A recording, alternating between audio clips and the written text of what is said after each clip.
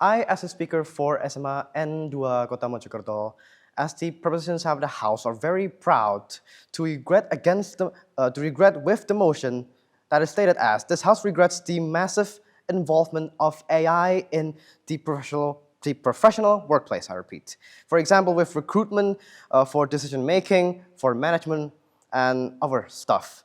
But here, based on the status quo, AI, or usually called as artificial intelligence, is defined as a tool to automate tasks, or on this motion, as a tool to sort data and analyze it, to schedule work events and so on and so forth, which are placed in professional workplaces.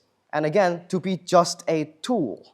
Secondly, what massive involvement means inside this motion is that a massive and widespread replacement for human jobs, or continuous replacement for human jobs for crucial processes in the name of AI, such as, of course, recruitment, decision making. By that I mean firing, promoting, and so on and so forth, and management and others. But going on to my first argument is that for the work environment, especially professionally, AI is pretty much by itself unaccountable. Why is that? Well, to recruit, grade, promote, fire, everything, AI makes those decisions only based on data, and only based on data that are accurate and match with the benchmark of data of the company.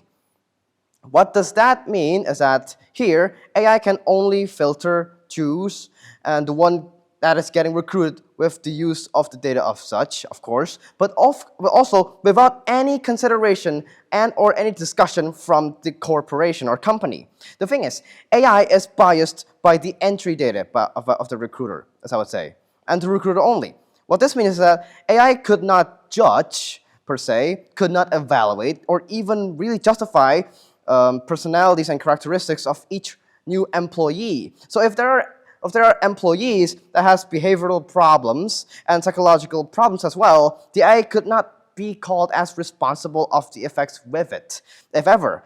And the effects start in this: it will create a harmful, tense, toxic, and very uncomfortable workplace environment, and actually inefficient, due to the AI being very based on data, and the AI does not have a say of employees having bad behavior or their effects with other employees. The AI only have a say for results. This creates a really violent relationship between against one another in terms of employees. And when an employee is trying to report this to the HR, which is also AI based, and the AI will say to them that their efforts of reporting this will be, and very much so, irrelevant, because the personalities doesn't matter, only results do. And AI could not simply measure what is right and what is wrong. Decision making doesn't simply revolve around results, data, benefits, losses, but also measures trust, measures feelings, measures ethics, so on and so forth. And here's one thing: AI does not feel. AI does not see, per se. What it sees are only data, only lists, only numbers, a goal, a target, and results. If your results as an employee are high, you're good, even if your behaviors are pretty bad with your other peers. And even if your behaviors are good with others, but if your results are low, you'll be fired.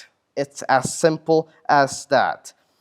And here, I, as the President of the House, pressures the House that AI could only be involved, can only be used in professional workplaces only as a tool, only as an assistant, not a replacement. Because what involves inside the workplace is not only about numbers, it's not only about goals, it's not only about speed, efficiency, so on and so forth, or whatever efficiency means for the oppositions of the House, but also people, fairness, and dignity.